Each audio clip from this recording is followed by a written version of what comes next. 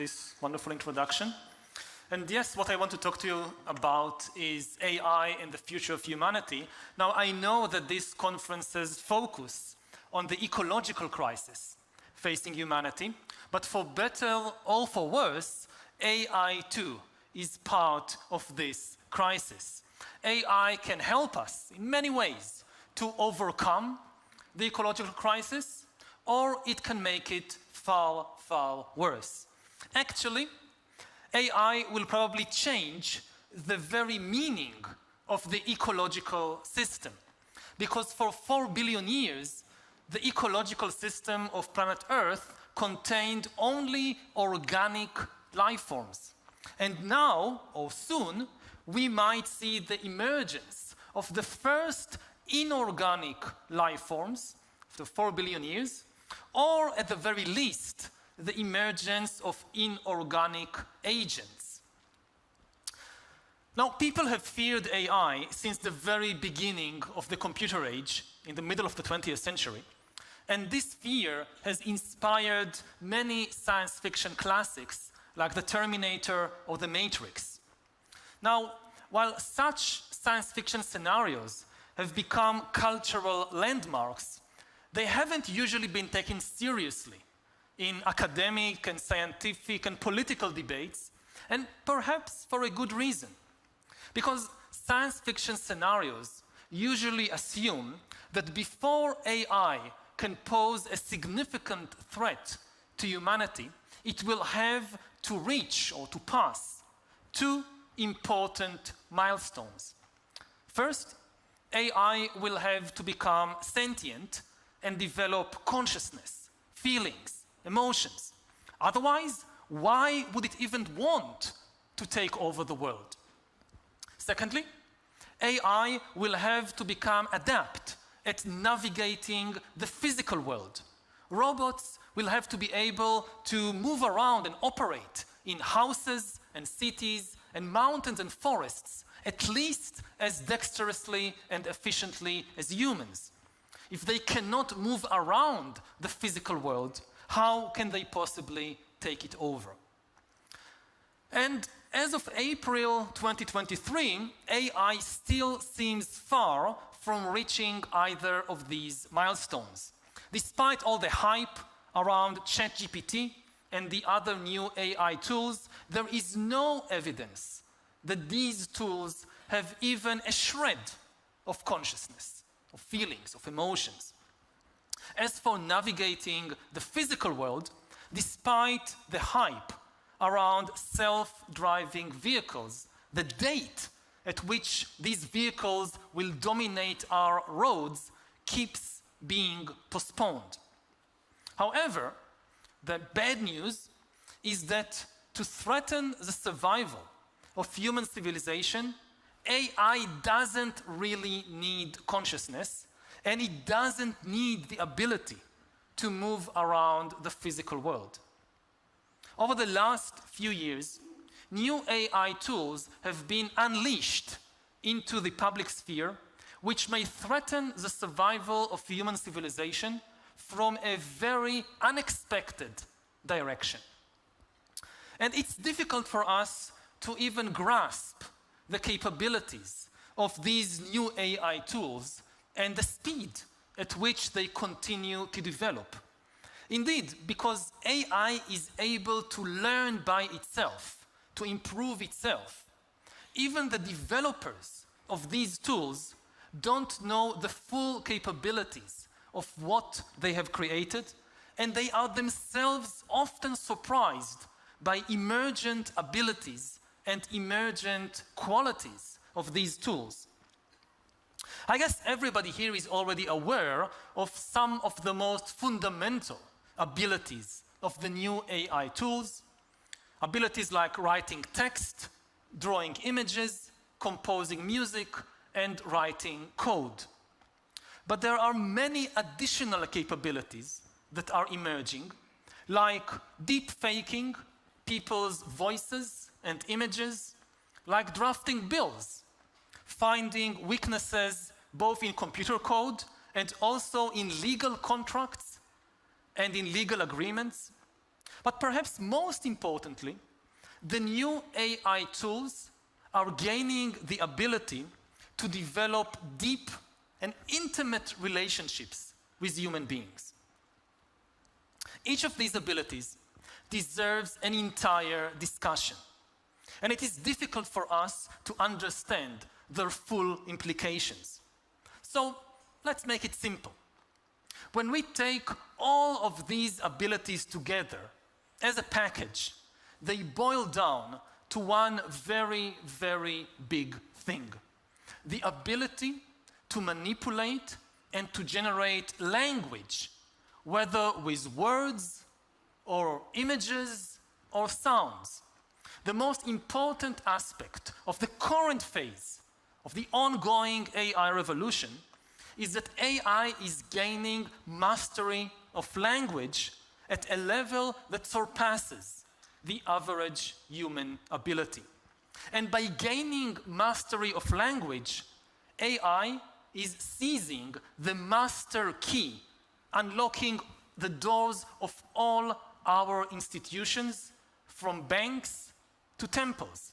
Because language is the tool that we use to give instructions to our bank and also to inspire heavenly visions in our minds.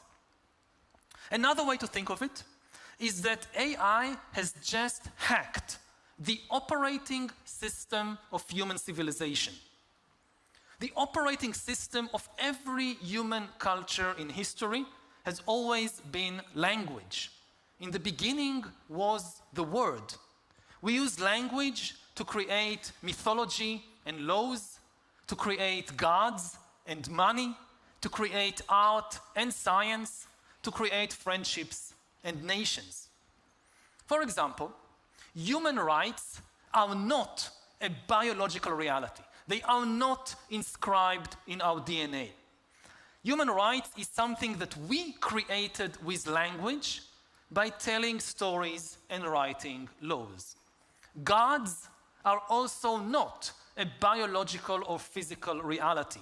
Gods too is something that we humans have created with language by telling legends and writing scriptures.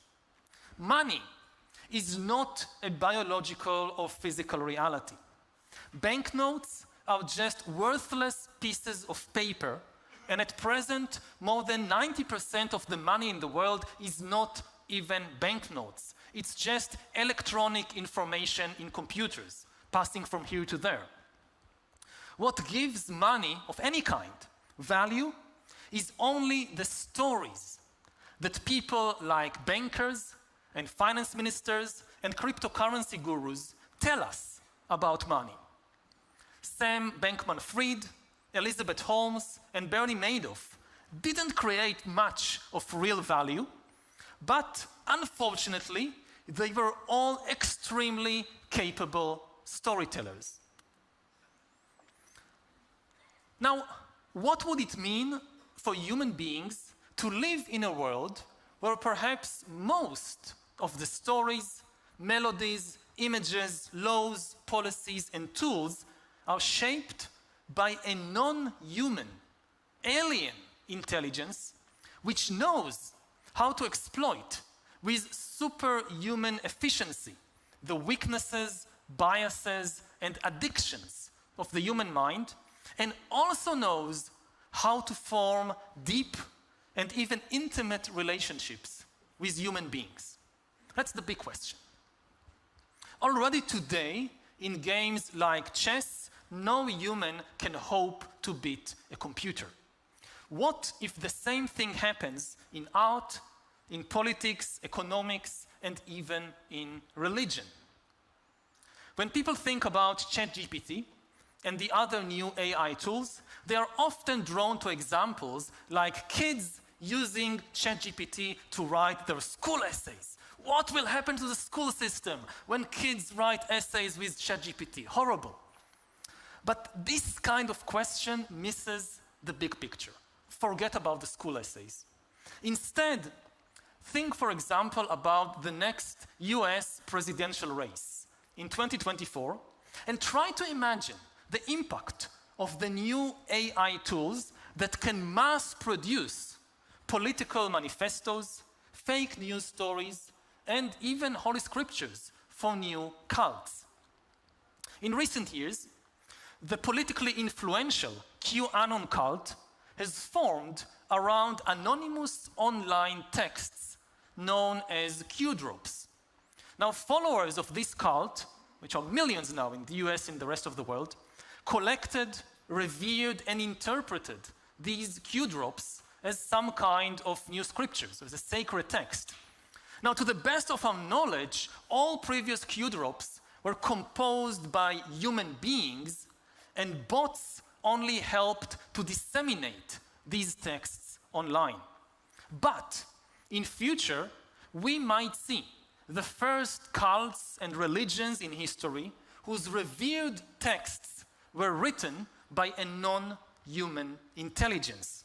And of course, religions throughout history claimed that their holy books were written by a non-human intelligence. This was never true before. This could become true very, very quickly, with far-reaching consequences.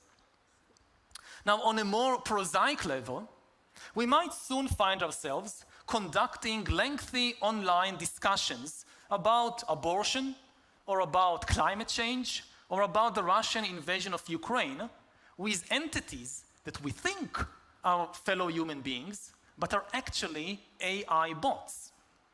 Now, the catch is that it's utterly useless, it's pointless for us to waste our time trying to convince an AI bot to change its political views. But the longer we spend talking with the bot, the better it gets to know us and understand how to hone its messages in order to shift our political views or our economic views or anything else. Through its mastery of language, AI, as I said, could also form intimate relationships with people and use the power of intimacy to influence our opinions and worldview. Now, there is no indication that AI has, as I said, any consciousness, any feelings of its own, but in order to create fake intimacy with human beings, AI doesn't need feelings of its own. It only needs to be able to inspire feelings in us, to get us to be attached to it. Now, in June 2022, there was a famous incident when the Google engineer Blake Lemoine publicly claimed that the AI chatbot Lambda, on which he was working, has become sentient. This very controversial claim cost him his job. He was fired. Now, the most interesting thing about this episode wasn't Lemoine's claim, which was most probably false.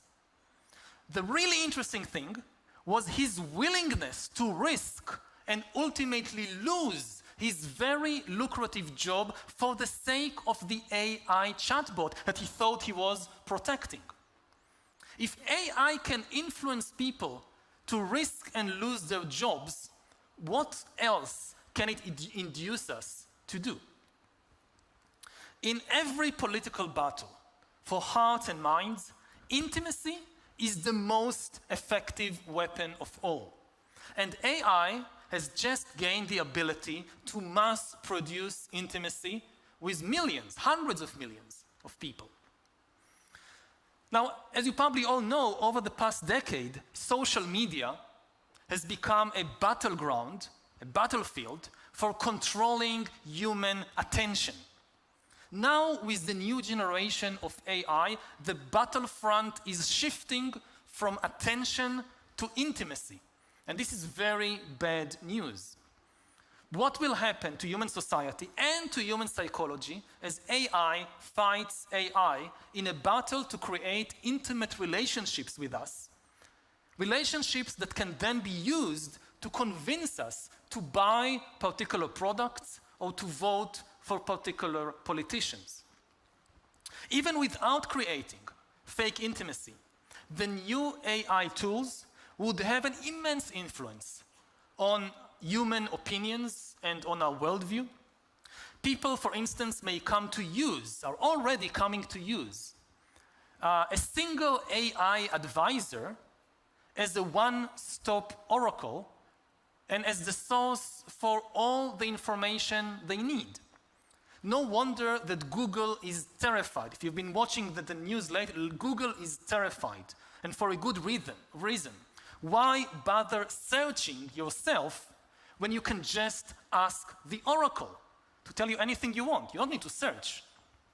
The news industry and the advertisement industry should also be terrified. Why read a newspaper when I can just ask the oracle to tell me what's new?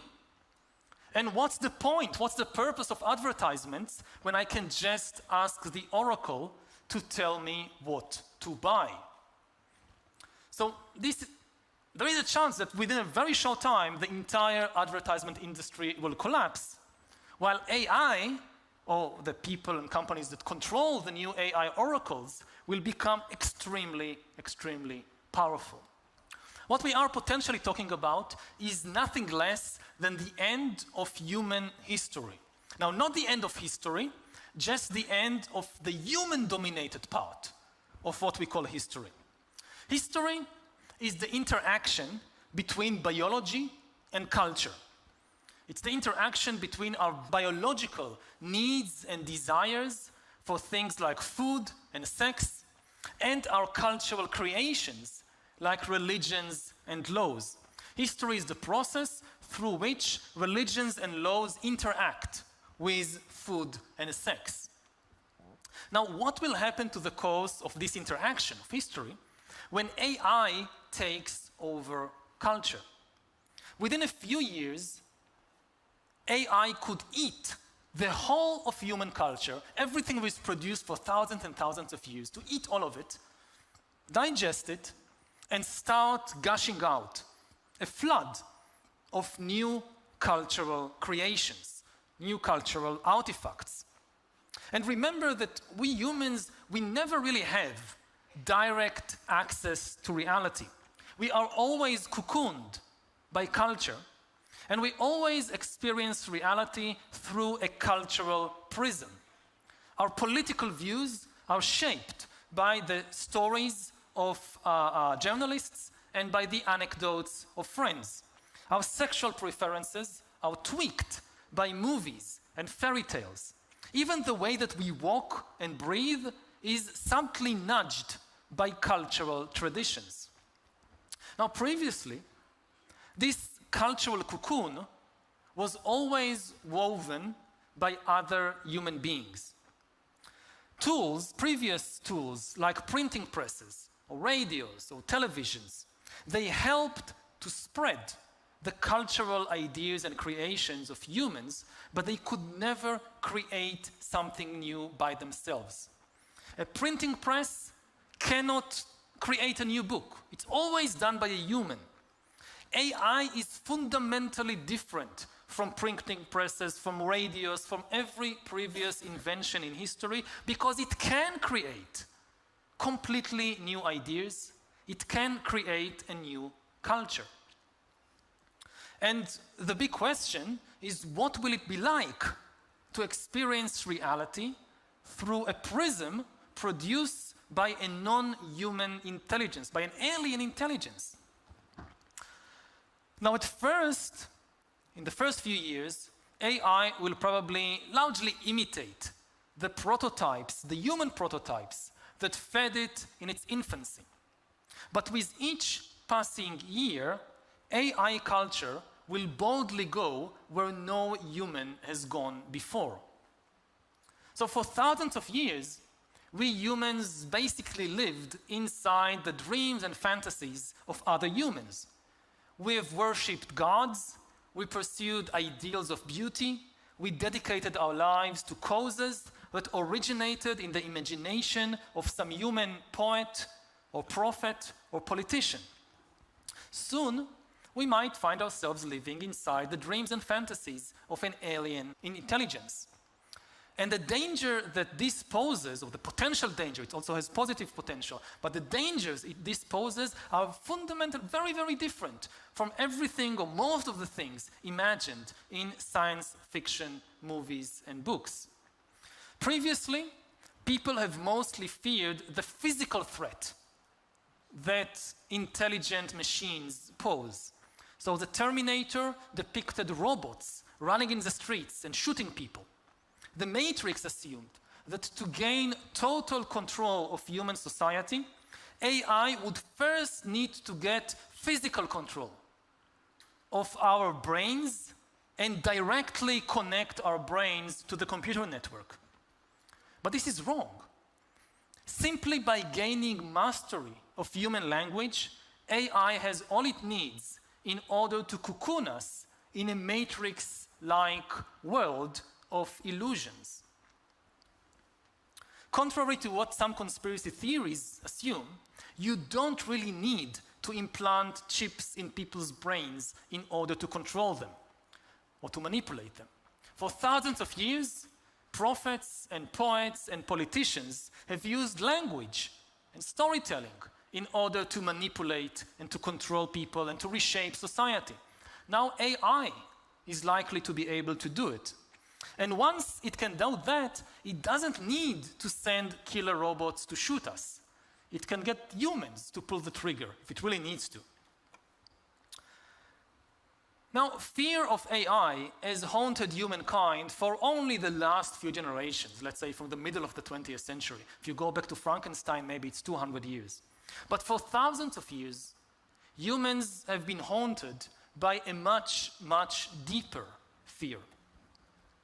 Humans have always appreciated the power of stories and images and language to manipulate our minds and to create illusions. Consequently, since ancient times, humans feared being trapped in a world of illusions. In the 17th century, René Descartes feared that perhaps a malicious demon was trapping him inside this kind of world of illusions, creating everything that Descartes saw and heard. In ancient Greece, Plato told the famous allegory of the cave, in which a group of people is chained inside a cave all their lives, facing a blank wall, a screen. On that screen, they see projected various shadows, and the prisoners mistake these illusions, these shadows, for the reality. In ancient India, Buddhist and Hindu sages pointed out that all humans lived trapped inside what they called Maya. Maya is the world of illusions. Buddha said that what we normally take to be reality is often just fictions in our own minds. People may wage entire wars, killing others and being willing to be killed themselves because of their belief in these fictions. So the AI revolution is bringing us face to face with Descartes' demon, with Plato's cave, with the Maya. If we are not careful, a curtain of illusions could descend over the whole of humankind, and we will never be able to tear that curtain away or even realize that it is there, because we'll think this is reality. And social media, if this sounds far-fetched, so just look at social media over the last few years. Social media has given us a small taste of things to come. In social media, primitive AI tools, but very primitive, have been used not to create content, but to curate content which is produced by human beings. The humans produce stories and videos and whatever, and the AI chooses which stories, which videos would reach our ears and eyes, selecting those that will get the most attention, that will be the most viral. And while very primitive, these AI tools have nevertheless been sufficient to create this kind of curtain of illusions that increased societal polarization all over the world, undermined our mental health, and destabilized democratic societies.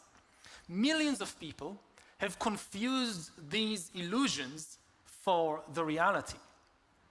The USA has the most powerful information technology in the whole of history, and yet American citizens can no longer agree who won the last elections, or whether climate change is real, or whether vaccines prevent illnesses or not. The new AI tools are far, far more powerful than these social media algorithms, and they could cause far more damage. Now, of course, AI has enormous positive potential too. I didn't talk about it because the people who develop AI naturally talk about it enough. You don't need me to add up to that chorus.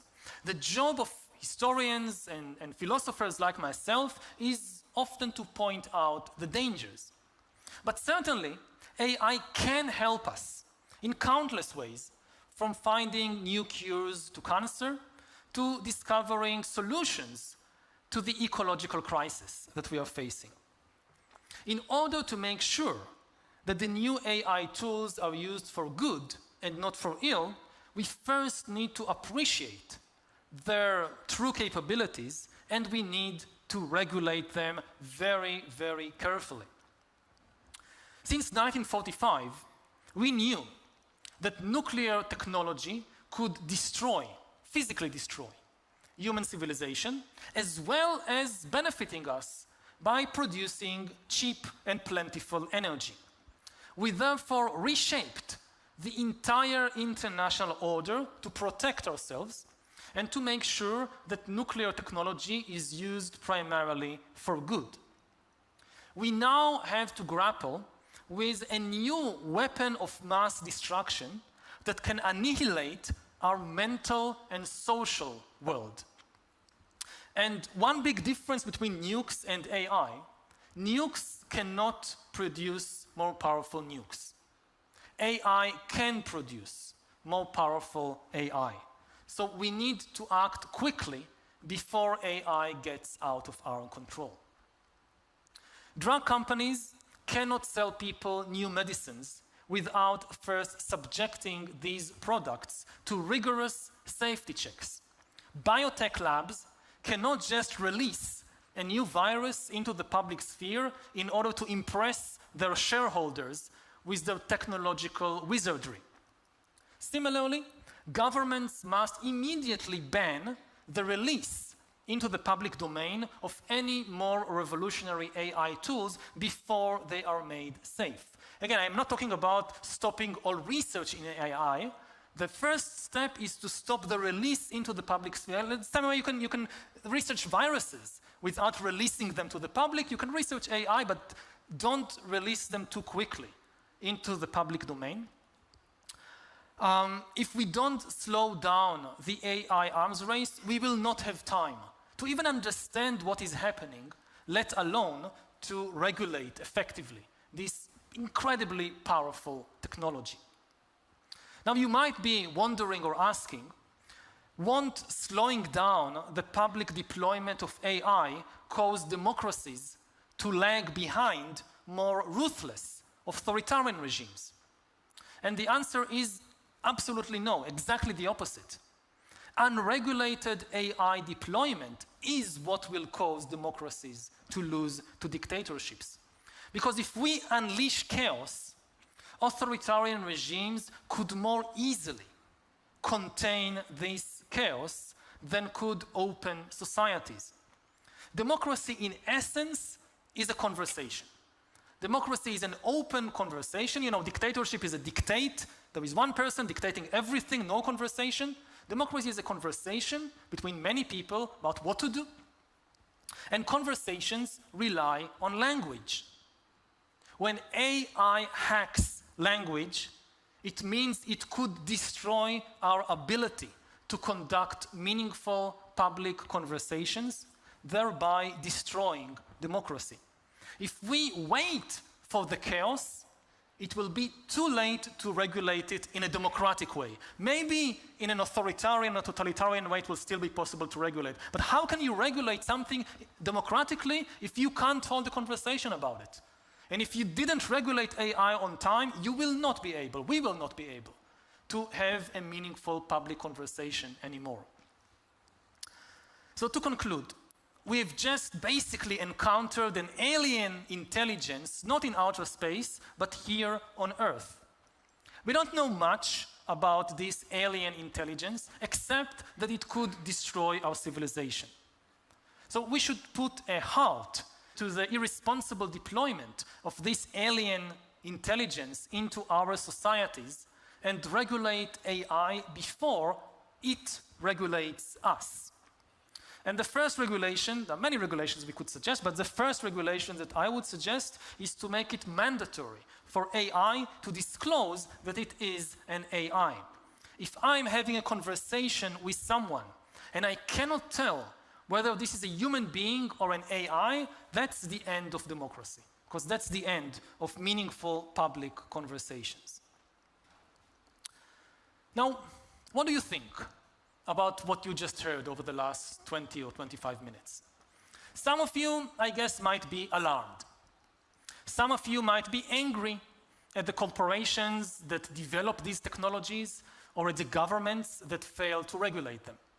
Some of you may be angry at me, thinking that I'm exaggerating the threat or that I'm misleading the public. But whatever you think, I bet that my words have had some emotional impact on you. Not just intellectual impact, also emotional impact. I've just told you a story, and this story is likely to change your mind about certain things and may even cause you to take certain actions in the world. Now, who created this story that you've just heard and that just changed your mind and your brain? Now, I promised you that I wrote the text of this presentation myself with the help of a few other human beings, even though the images have been created with the help of AI. I promised you that at least the words you heard are the cultural product of a human mind or several human minds. But can you be absolutely sure that this is the case? Now, a year ago, you could. A year ago, there was nothing on Earth, at least not in the public domain, other than a human mind that could produce such a sophisticated and powerful text. But now it's different. In theory, the text you just heard could have been generated by a non-human alien intelligence. So take a moment or more than a moment to think about it. Thank you.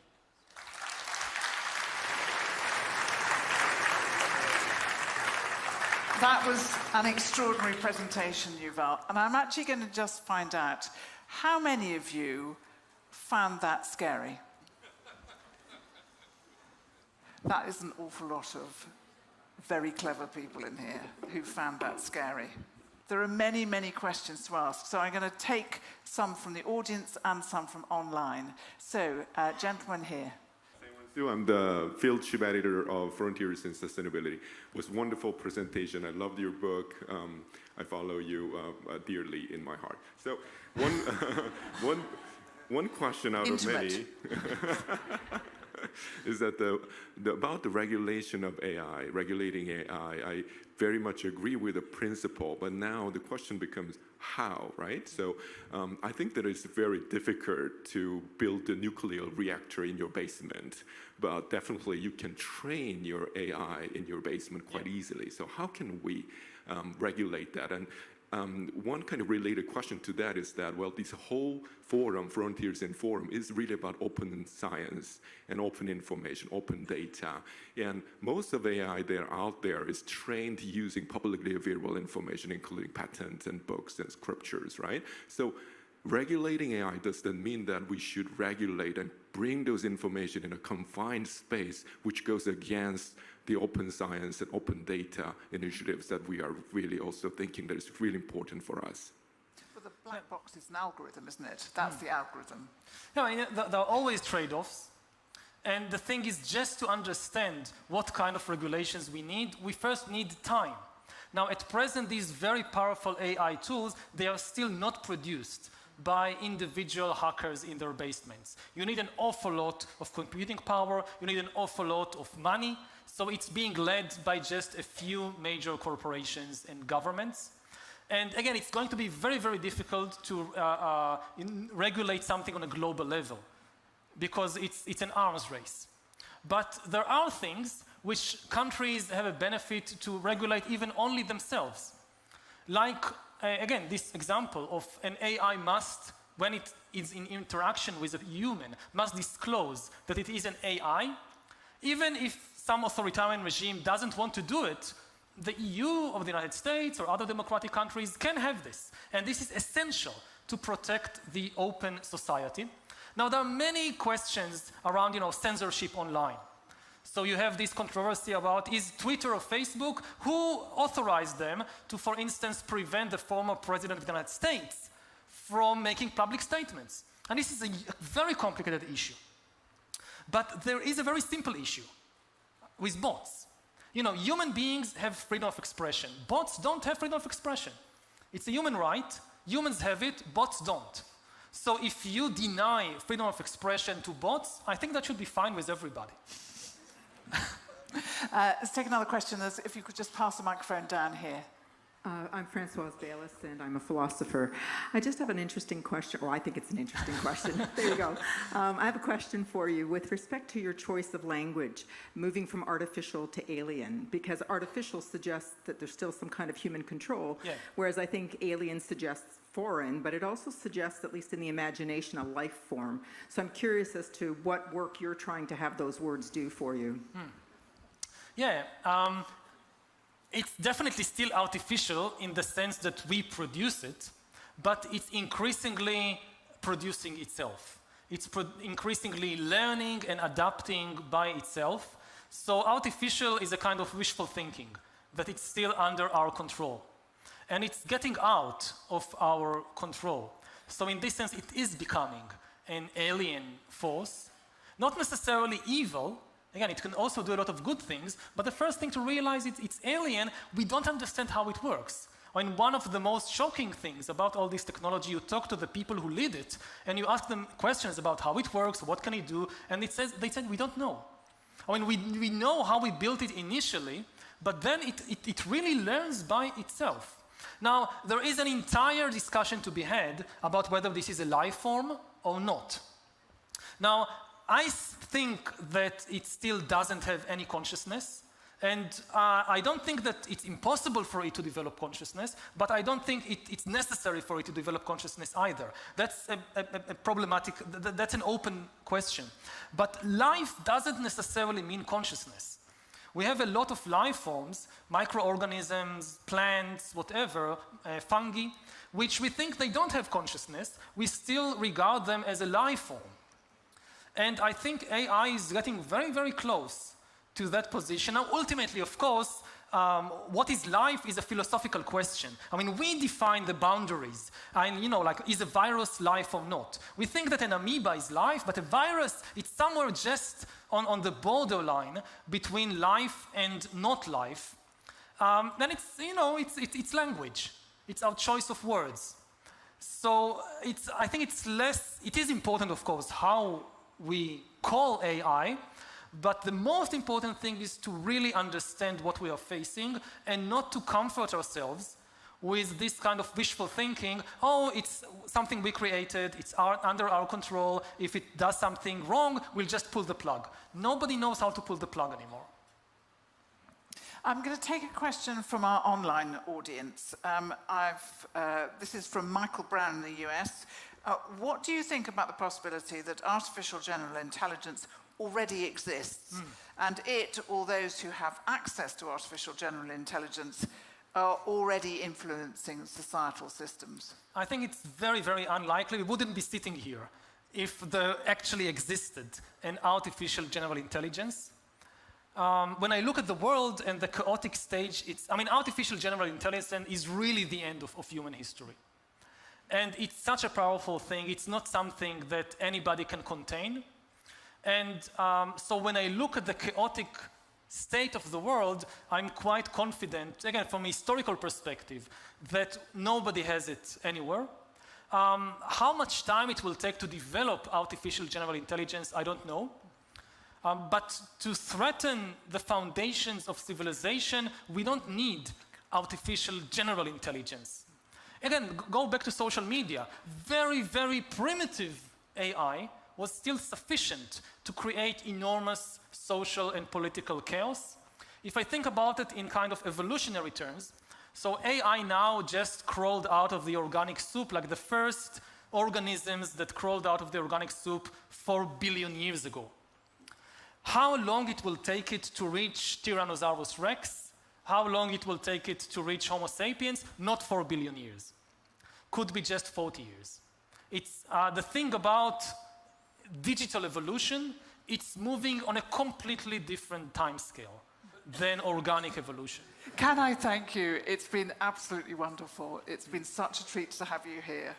And I'm no doubt you'll stay with us for a little while afterwards, but the whole audience, please join me in thanking Yuval Noah